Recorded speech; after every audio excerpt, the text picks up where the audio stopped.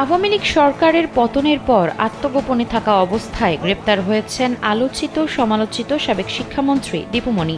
গত ১১ বছরে পররাষ্ট্র, শিক্ষা ও সমাজ কল্যাণ মন্ত্রণালয়ের দায়িত্ব সামলেছেন তিনি।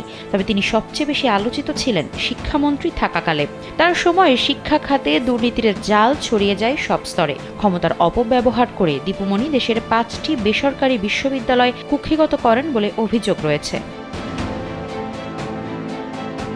দীপু মনির বিষয়ে খোঁজ রাখেন এমন অনেকে বলছেন, মাধ্যমিক স্কুলের শিক্ষক থেকে বিশ্ববিদ্যালয়ের ভিসি নিয়োগ পর্যন্ত তার হাত ছিল। বিশ্ববিদ্যালয়ের উপাচার্য নিয়োগের জন্য ২ কোটি এবং কলেজের অধ্যক্ষ নিয়োগের জন্য তিনি ৫০ লাখ টাকা ঘুষ নিতেন। তার সময় শিক্ষা খাতে এটি ছিল ওপেন সিক্রেট। যমুনা রেফ্রিজারেটর, খাবার ফ্রেশ তো লাইফ জম্পেশ। এসব দুর্নীতি অনিয়ম সম্পর্কে জানলেও ভয়ে মুখ খোলেননি তার মন্ত্রণালয়ের সচিবরা।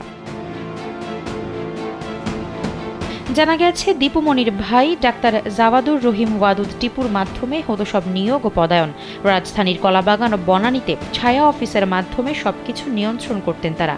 ক্ষমতার অপব্যবহার করে দীপু মনি নিজে এবং তার স্বজনরা জড়িয়ে পড়েন দুর্নীতিতে। দীপু মনি শিক্ষামন্ত্রী থাকাকালে তার ভাই টিপুর মাধ্যমে নিয়োগ বাণিজ্যের এক বিশাল রাজত্ব কায়েম করেন। সবচেয়ে আলোচিত বিষয় ছিল সরকারি বিশ্ববিদ্যালয়ের ভিসি এবং কলেজের অধ্যক্ষ নিয়োগের বিষয়টি। মধ্যম সারির সরকারি বিশ্ববিদ্যালয়ের একজন ভিসি নিয়োগে তিনি নিতেন ২ কোটি টাকা, আর সরকারি কলেজে অধ্যক্ষ নিয়োগে নিতেন ৫০ লাখ। এছাড়া শিক্ষা প্রশাসনের প্রতিটি বদলিতে তার ভাইয়ের হাতে ছিল পূর্ণ নিয়ন্ত্রণ। সর্বনিম্ন ২ লাখ থেকে সর্বোচ্চ ২০ লাখ টাকায় বেচা বিক্রি হতো শিক্ষা প্রশাসনের নানা পদ। ১৪তম বিসিএসের কর্মকর্তা ও রাজধানীর মিরপুরে অবস্থিত একটি কলেজের সাবেক প্রিন্সিপাল নাম প্রকাশ না করার শর্তে গণমাধ্যমকে জানান, তাকে এই কলেজের অধ্যক্ষ পদে আসতে ৫৫ লাখ টাকা ঘুষ দিতে হয়। প্রথমে একজন মন্ত্রীর ডিও লেটার নিয়ে গেলে শিক্ষামন্ত্রী দেখবেন বলে আশ্বাস দেন। এরপর তিনি জানতে পারেন অন্য আরেকজন তার ভাই টিপুর সঙ্গে যোগাযোগ করছে। এরপর অন্য আরেকটি মাধ্যমে ৫৫ লাখ টাকায় দফারফা হয়। এমনকি চট্টগ্রাম বিভাগের একটি সরকারি বিশ্ববিদ্যালয়ের ভিসি পদে পদায়ন করতে ২ কোটি টাকা নেন তার ভাই টিপু।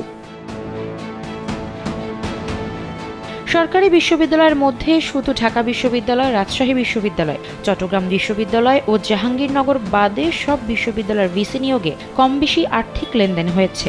সে সময় ২ কোটি টাকা দাও ভিসি হও, এমন একটি কথা ছড়িয়ে পড়ে।